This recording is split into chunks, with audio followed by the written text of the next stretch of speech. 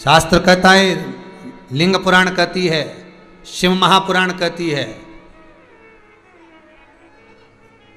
कि नर्मदा का कंकर शंकर है,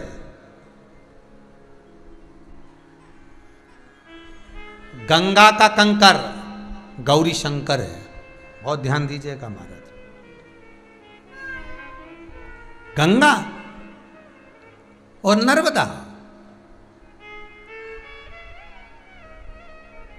नर्मदा का एक एक कंकर शंकर का भाव व्यक्त करता है।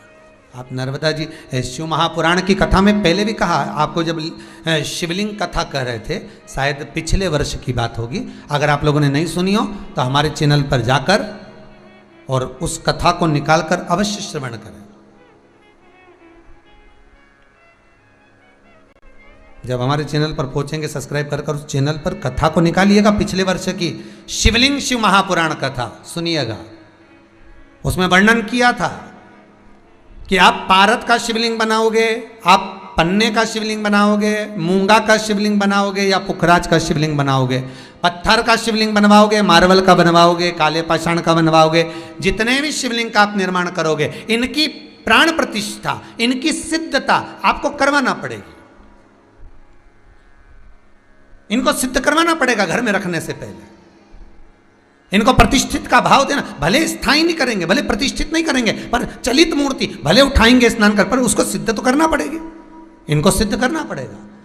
पर एक नर्मदा जी का कंकर, नर्मदा जी में से निकला हुआ एक पत्थर, नर्मदा जी में से निकला हुआ एक कंकर, नर्मदा जी के जल से निकला हुआ एक पाषाण, आप उसको अभिषेक कराएं ना कराएं, आप उसको सिद्ध कराएं ना कराएं, आप उसको प्रतिष्ठित कराएं ना कराएं, वो अपने आप में प्रतिष्ठित होता है। जहां रख दिया जाता है वहां सिद्ध हो जाता है, जहां रख दिया वहां सिद्ध है। नर्मदा का कंकर शंकर है, नर्मदा का कंकर शंकर।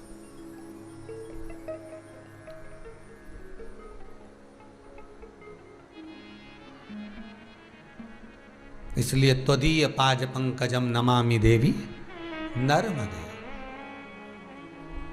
नर्मदा का एक एक कंकर शंकर है और गंगा का एक एक कंकर गौरी शंकर है। गंगा की एक बालू, गंगा की एक रेत, उसका एक कण गौरी शंकर है, एक एक कण गौरी शंकर है महाराज। अलग नहीं, केवल शंकर नहीं, गौरी शंकर। तो गौरी शंकर क्यों कहा? गंगा के कंकर को गौरी शंकर क्यों कहते हैं? गंगा की बालू रेत को गौरी शंकर क्यों कहते हैं? गंगा के जल में से निकला हुआ पाषाण गौरी शंकर क्यों कहलाता है? क्यों कहते हैं उसको? लिंग पुराण कहती है, जब भगवान शंकर के तेज पुंज को सूर्यदेव अग्निदेव ने लाकर गंगा जी को दिया, तो गंगा जी के जल ने शंकर भगवान के तेज पुंज को रखकर उससे पुत्र को प्रकट किया।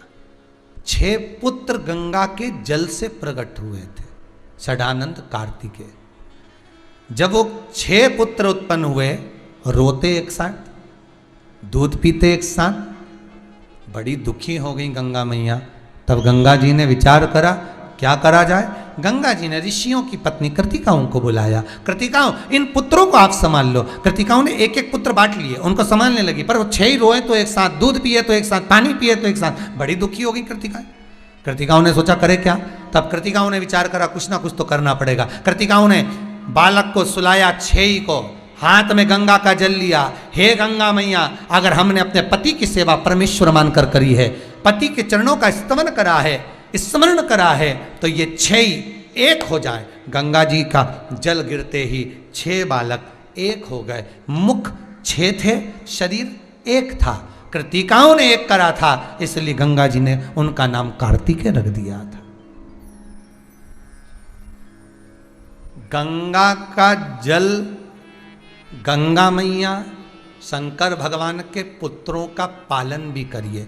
6 बेटे और 5 बेटी गंगा के जल से प्रगटी हैं भगवान शंकर की। भगवान शिव के जो 13 बच्चे हैं, उन 13 बच्चों में 6 लड़के कृतिका ने पाले जो 6 पुत्र, वो एक हो गए थे, भले कार्तिक अब एक खिलाना, अपन खिलाएंगे तो 6 पुत्र और 5 बेटियां। जब शंकर भगवान स्नान करने बैठे गंगा के जल में, शरीर में से जो पसीने की धार निकल रही थी, उसने 6 रूप, गंगा जी ने 5 रूप बांट दिए। शिव जी की 5 बेटियां उत्पन्न हो गई थी, जया, विषहरा, शामरी बारी, दौतली और देव। ये शंकर जी की 5 बेटियां भी गंगा के जल से प्रकटी हैं, 5 पुत्री।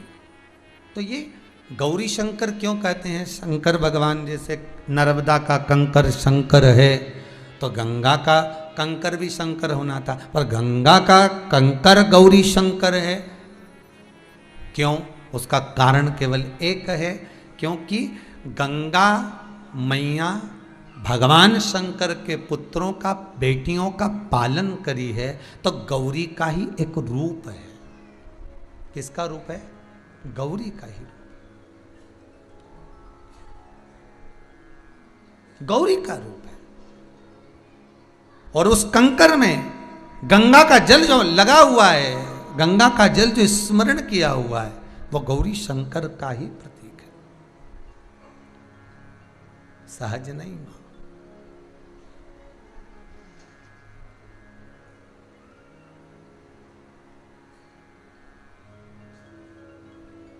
मानो तो मैं गंगा माहूं, ना मानो तो बहता। ये आपके ऊपर है, आप क्या मान सकते हो गंगा जी को।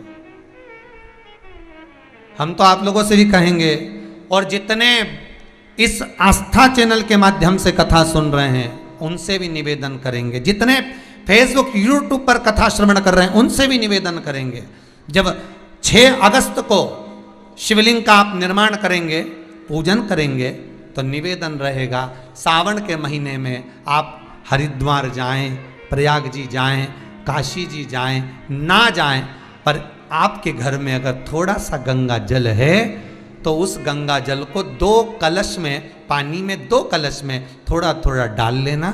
और जैसे कांवड़ चढ़ाते, कांवड़ चढ़ाते कैसे? कांवड़ ऐसे नहीं चढ़ाते कि एक ही हाथ से चढ़ाते, कांवड़ चढ़ाने का नियम रहता है, 2 बोतल रहती है, 2 कलश रहते हैं, दोनों कलश को एक